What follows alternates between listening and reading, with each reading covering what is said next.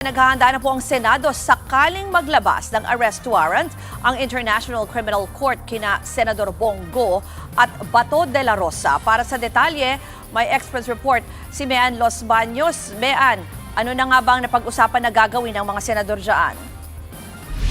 Yes, hi Ruth. Inaasahan ni Senate President Pro Tempore Ping Lacson na mapag-uusapan na ng mga senador sa Miyerkules sa mga hakbang na maaari nilang gawin sakaling mauwi sa paglalabas ng warrant of arrest ang ICC laban kina Senators Bato de la Rosa at Bongo.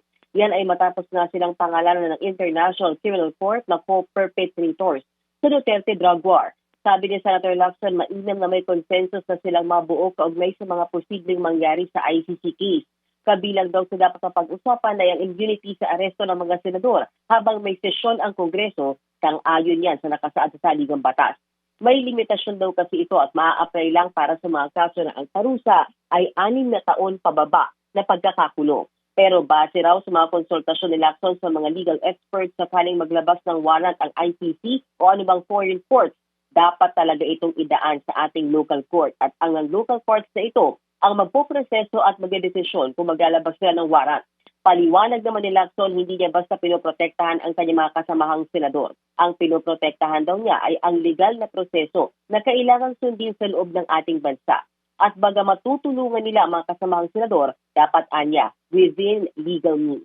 Sakali namang mauwi talaga sa arestuhan ng kaso sa ICC, sabi ni Lacson, malaking kawalan kahit isang senador lang. Apektado raw talaga ang trabaho ng Senado. Pakinggan natin, Ruth, ang pahayag ni Senator Ping Lacson. Ano ba ang mag-issue ng warrant of arrest at ang penalty doon sa warrant of arrest na doon sa kaso na nilalaman doon sa warrant of arrest hindi sang-ayon doon sa sang-ayon doon sa ating saligang batas na may immunity from arrest ang senador basta't nasa session ng Congress gagalang natin ang ating konstitusyon higit sa lahat kaysa doon sa warrant of arrest na inisyu ng International Criminal Court. Ruth, bukod sa majority block, magpupulong din ang minority block kung saan kasapi sina Senador Go at De La Rosa. Naiyak at na-depress daw sa Senator Robin Padilla dahil sa sitwasyon ng dalawa.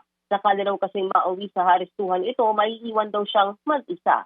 Nauna lang itinanggi ni Senator Go ang alegasyon. Tinawag niya itong one-sided, hindi patas at walang basihan. Lalo't hindi naman daw ito kasama sa kanyang trabaho bilang Special Assistant to the President at Executive Assistant ni dating Pangulo at Mayor Rodrigo Duterte.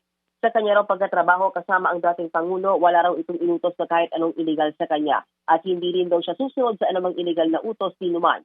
Wala pa namang pahayag Senator De La Rosa na hindi na pumapasok sa Senado simula pa noong November 2025.